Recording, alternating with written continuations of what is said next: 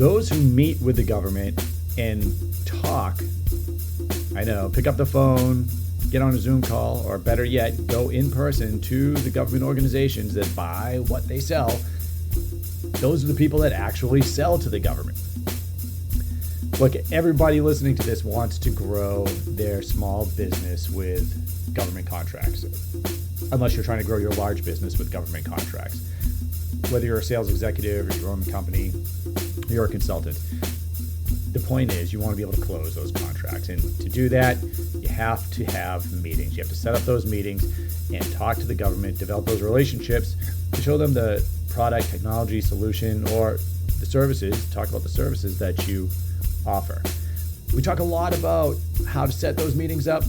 We don't spend as much time talking about what to say during those meetings. So in this episode, we're going to go over how to actually structure a meeting, the things that you should be talking about, what to say about your business, and even more importantly, the questions you need to ask so you actually understand if this is a real opportunity for you, or is this 2-3 years out, or is it never going to happen? And that's what you're going to learn in this episode. But first, writing proposals, writing RFIs, that takes an amazing amount of time to put together a quality product. Use Rogue is an amazing AI tool designed to help you write government contracts and RFIs. I want you to stop what you're doing. Usually I don't tell you to stop.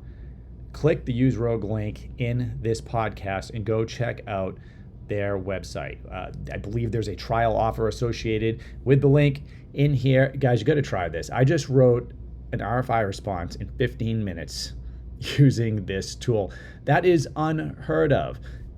Writing a response to something where even if you're taking, marketing material and you're trying to mold it into a response to a government request for information or a proposal, which you know how long that could take, it is just writing the outline could take you hours, right? What this does, just to give you an example, you can upload an RFP right into Use Rogue. You can upload the actual RFI or sources sought from the government, which is asking for your advice, for you to answer questions, for you to give a cost analysis to them. They're trying to learn. You can load it in there and it immediately spits out not the 100% solution, but it immediately gives you an outline that has a little bit filled in, and then it can pull from all the documents you've uploaded to add your solution to that document. So look, are you still going to have to write and tweak some things in there and make sure it's structured properly? Yes, but Use Rogue is going to get you 80% of the way there. This thing saves me so much time. It is literally quadrupled how much output I can put together sending to different agencies. Check out Use Rogue. Check out the link below. Hey guys, I'm Rick Howard. I am the host of DoD Contract Academy. I'm the owner of DoDContract.com and Richard C. Howard LLC Consulting. And we help small businesses, larger companies, sales executives sell to the U.S. government. Today, we're going to talk about what you do when you actually schedule that meeting with the government. And why am I talking about that today? Well, I'm having a meeting tomorrow with the U.S. government. I'm down here in Tampa for a couple of days, and by the time you hear this, I'll be back home. But again, I'm coming to you from a hotel room, and sometimes that's what you need to do when you're out closing deals. You need to go to the government and sit down with them in the same room because you're developing relationships, right? So I just want to go over very quickly, what should you be talking about when you get that meeting? A lot of work goes into getting that meeting. You don't want to blow it once you get in there. Whether it's the military or another government organization, these run pretty much the same. So what I'm going to tell you is some things that I want you to put into your brief. You need to prepare for this. This isn't something you're going to wing. To make sure that you're hitting on the things that the government program managers, contracting officers, engineers on the other side of the table want to hear. Okay. And then I'm also going to talk about the questions you need to ask, because a lot of times they're not going to be forthcoming with some of the information that you have to know. You have to know how real this opportunity is. You don't want to waste your time on something that's not real. And you want to understand, because that being in that room with them could be a gold mine of information for you if you ask the right questions. So stick around to the end, because I'm going to tell you the key questions you need to ask to make you so much more competitive when it actually comes to running a proposal for whatever the opportunity is. And these questions could land you with a sole source contract, so you're going to want to stick around.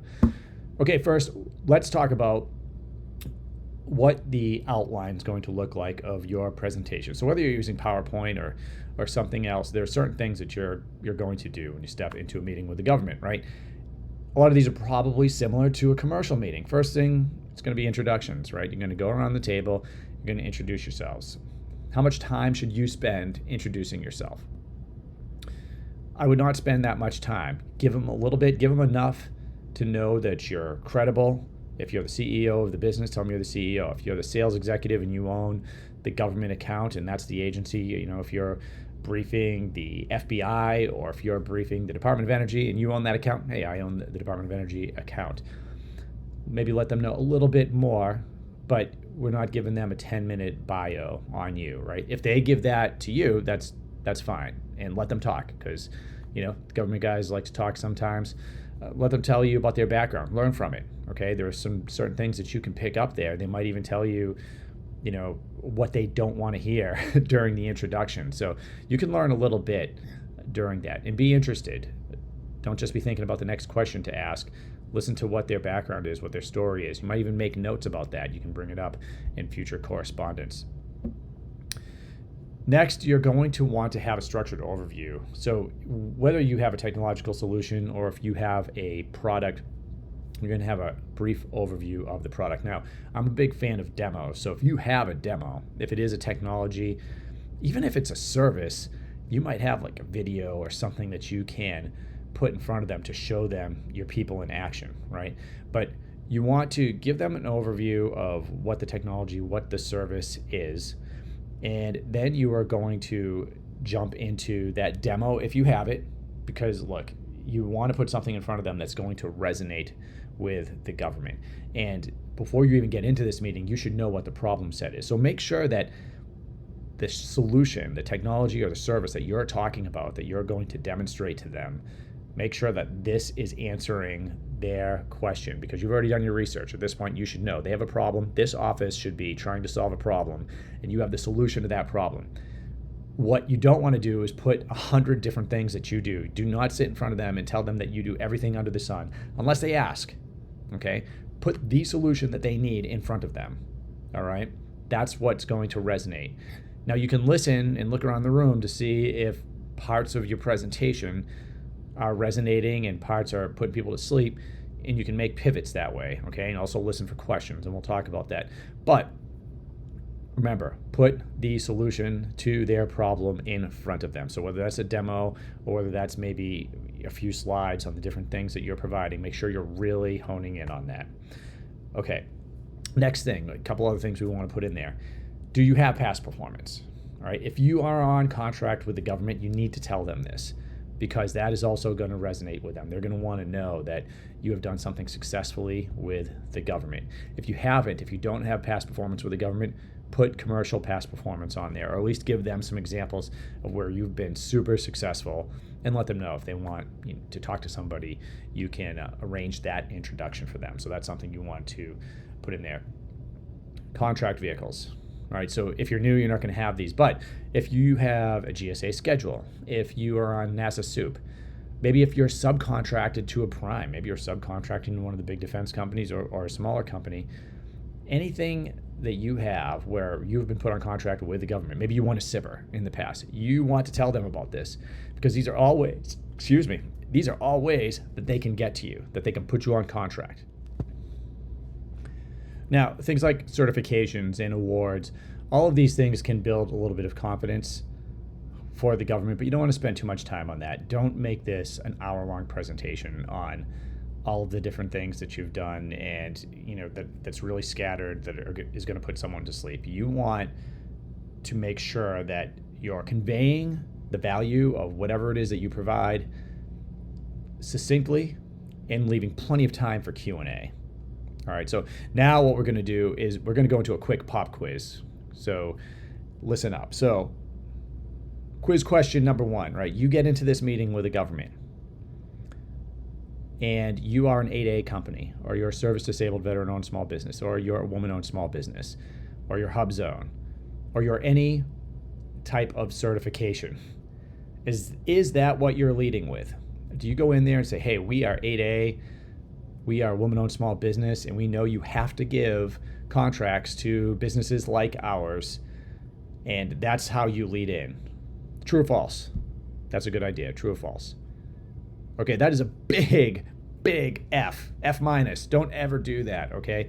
Now, can you tell the government that you have one of those certifications? Yes. And can it help you? Yes. Now, this is me personally. I've never, ever, when I was in the government doing this, I never put somebody on contract because they had a certification. Never. It was always, can they provide the solution to our problem? That's what you're in there for. You solve their problem, and everything else comes after that. Do not lead with your certification. Nobody has to. In fact, I've had hundreds of companies I've talked to. At this point, it's probably over 500, but last time I checked, I've done around 435 consultations, but that was about 6 months ago. At least 100 of those were with companies that weren't selling and had a certification and couldn't believe, they were almost appalled that, they have this certification and the government has to award contracts to these. The government doesn't have to do anything. They don't have to award you anything. That certification is not something that screams to the government, you have to award to these people. No. They have a problem and they need a solution for that problem. And then if the company that provides that solution happens to be one of those type of businesses with a set aside, with a certification, then great. Maybe they meet a metric. I never cared about those metrics, okay? Now, some of those certifications can help get you on contract. So 8A, for instance, maybe SDVOSB if you're talking to the right agency. SIBR can do that. So you want to give them at the end, like, here's some ways we can get you on contract. So definitely let them know you're 8A. Definitely let them know you have the certification, but you're not leading with that. That's the sugar on top. That's the whipped cream. That's not the main meal there. Okay, question number 2. We already talked about contract vehicles. Should that be your focus, right? Let's say that that they want to put a company that is on NASA Soup, or they want to use the NASA Soup contract vehicle to solve this upcoming problem, and you're in there. Do you lead with NASA Soup, or do you lead with capability? I think you know where I'm going with this. You're going to lead with the capability, right? Okay, and I'm looking at my notes here. If this is the last one, this might be the most important question, right? If the government has a question for you in the middle of your brief, right? Let's say that you're going through your slide because you think that the government is really looking for this, product or solution that you provide. Let's say you're an accountant. I use this example a lot. Let's say you have a few services, but you're there and you think they need tax preparation services. Now, this has happened a bunch of times with myself on the government side and on the side where I'm with a company. If you're going through your slide deck on all your awesome tax preparation services and they start asking you about bookkeeping services, do you continue with the next 10 slides of how you're going to do tax prep for the government, or are you going to pivot to bookkeeping? No, you just keep going with your brief, right? Your tax prep brief, and bore the hell out of everyone in the room. No, do not do that, right? This is where you need to listen, okay? If the government asks or pivots or is interested in something specific that you do, maybe your whole brief's not about that. You need to be able to pivot, right? You're listening up for what the government needs. This is where you're getting that extra information. This is why it's important to meet with them. Maybe you saw an RFI or a sources saw it that asked for tax prep services, but remember who's writing this. It's not an expert in tax prep services, right? It's probably somebody like me, like a program manager, that they know how to put companies on contract, and they have to do probably hundreds of them, right? Depending on who you're talking to, in different areas, right? So they're learning just a little bit about what needs to be done, especially in the market research phase. So they might have written something that looks like tax prep services, but what they really need is bookkeeping services. And that's what you discover during the meeting. Yeah, pivot the whole brief towards that and ask them, like, hey, this looks like tax preparation services in the sources sought that we answered ahead of time, or in the forecast that you put out there, but What you're asking for is bookkeeping services, and we're very good at that. We could tell you about that. And they might say, yeah, no, please do, because that's exactly what we need. And so this is what I do. I always have slides in backup if I'm giving a PowerPoint presentation, and that's usually what I'm doing. It's what the government expects. So I might have 30 slides in backup. I don't like to give a long PowerPoint presentation to the government, but if I have backup slides, I can pivot immediately to whatever needs to. So listen up for those type of questions. I want to hear those questions. I get nervous when I don't hear questions, okay? Because then if it's just falling on deaf ears, then it's not a good thing, and then you got to start asking some questions. So definitely you want to pivot. Okay, next, what I'm going to do, and now I'm going to talk to you, probably the meat and potatoes, or the best part of this is going to be what you need to ask the government, okay? And that's coming up next. But first, DoD Contract Academy is open and taking students right now. Go to dodcontract.com. Guys, there is no place you're going to go and get not only the education on how to sell to the government, but working one-on-one with me, with members of my team, and with other companies that are selling to the U.S. government. I mean, companies pay thousands and thousands and thousands of dollars just to be able to meet with somebody that actually knows how to close contracts and give them advice and strategies. All right, and I'm in that group. So companies pay me to go in and work with them one-on-one. Here, you come in and you have immediate access to all of our training modules, but we also have weekly group coaching. So you're gonna have access to us once a week to ask questions so we can look at your business, your specific problem sets, and give you advice on how to proceed. There are a lot of problems that you will encounter when you're selling to the government. There are challenges when you're trying to close a deal. There are challenges when you're on contract, right? And a lot of times there's a really simple answer or solution to what can seem like an overwhelming problem. Even just developing your niche. We've been doing this for a long time, so we can relatively quickly get you on track, going in the right direction. Our students are doing fantastic. And just so you know, the types of students we have small businesses. We have sales executives for large businesses.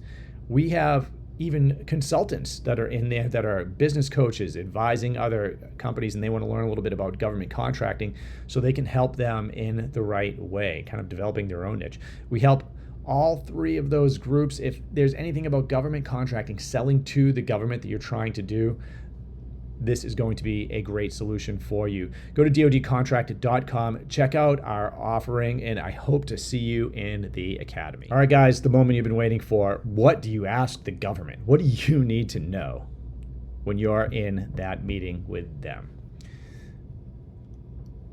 First, I hope that you've been listening to these podcasts, and when you actually get to the point where you're sitting down with someone, you're sitting down with somebody with acquisitions authority, so a program manager, potentially a contracting officer might be in the room, but somebody not only with a problem to solve, but with some type of authority in the acquisitions community to put you on contract. So you want to make sure that you're not wasting your time, right? So if you go, for instance, and talk to the user, let's say you sell airplane parts, and you're going down to talk to a mechanic on the flight line at an Air Force base, well, that mechanic can't put you on contract. He can't buy anything. He might like your solution, right? They might like what you have to offer, and it's possible for them to message that up. But by and large, these purchases are not made at the user level. Anything over a certain amount of money is going to be through a contracting officer that has a warrant to commit funds on behalf of the government. And a lot of times those contracting officers aren't even co-located with the user. So let's just make sure that you're in the room with the right people. But assuming you are, what are we asking? Well, so the first thing I ask is there a requirement for this? And that means that there is an official requirement that the government has. So it's not just an idea. It's not a good idea. There's a requirement, and a lot of times there is going to be paperwork that is supporting that, and I'm not going to get into all the administrative pieces that go into that, but ask if there's a requirement. The next thing I want to know is, are there funds? So do you have funds to put this on contract? And now where you can dance around a little bit is, well, how much do you have? They might not be willing to disclose that, right? They might not be willing to tell you what their budget is, But sometimes they will, and often I would, especially if it wasn't going to be competed. So if you are in a situation where you're a small business and there's a way for the government to put you on contract without a competition, they might tell you, hey, look, guys, we only have 600 grand to do this and we need X, Y, and Z. Well, first of all, that's a really good sign because they have money and they're telling you what they have. Now you got to work with them and their budget to put something together that's beneficial for both of you. Okay, so I want to know that there's a requirement. I want to know that there are funds. Okay, so and when you know those two things, now the next thing is, all right, how do you intend to put me on contract? That is a big question, okay? The government can't just put you on contract. There has to be a mechanism for them to do that.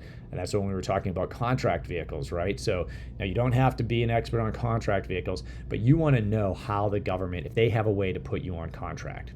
All right, so if you've never done this before, or this is your first couple of contracts, just come out and ask them, how are you going to put me on contract? And they'll tell you. They might say, hey, maybe we have a blanket purchase agreement that we can establish with you, or there might be a way for us to sole source contract with you. There might be a simplified acquisitions approach, which is a way of contracting with small businesses. Maybe they have a couple larger contract vehicles and they want you to sub to one of their primes, okay? There's a lot of different ways to put someone on contract. Sometimes you got to be creative. If you have GSA, they may want to go through GSA. But by the way, you may have gone through a lot of work to get on GSA schedule, and the organization you're talking to they don't work with GSA. Like, that's not their preferred method. And if it's not their preferred method and they have another way, don't push GSA. You need to adapt to what they're doing. Because remember, there's not one person that can say yes to you going on contract. So you're not going in there to close the deal, right? Meaning you can't go in there and have a signed contract if this is like your first meeting with them. There's about 20 people in the process that all have to have their heads nodding. You have finance people, contracting officers, program managers, engineers. You have a lot of, and they all have bosses. You have requirements people that may be in a different location, right? They may want to talk to the user. There's a lot of people that could say, no, I don't like it. No, right? A lot of people could say that. A lot of people could say no. And a lot of people have to say, well, a lot of people could say no, but it only takes one to say no to ruin the whole thing, right? But they all kind of have to be nodding their heads up and down. So try not to create friction in the room by pushing your agenda on them. See what the government wants and see if you can provide it. And if you can't, tell them that, like, hey, you know what? Maybe it's just not a good fit. But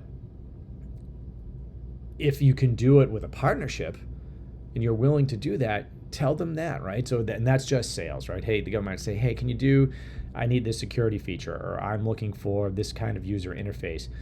Well, maybe you partner with somebody to get that done. Like, yeah, we partner with, these type of companies all the time, and maybe we have a couple of preferred partners. If you have a preferred partner, we'll work with them. We just want to provide the best solution to you, the government. That's your message, and that is really going to resonate with them. So we talked about funds. We talked about a requirement. We talked about, I say vehicles, but how does the government want to put you on contract? Next thing is timeline. Guys, when do you think this is going to happen? Because government timelines, this is one of the challenges. They tend to take a long time.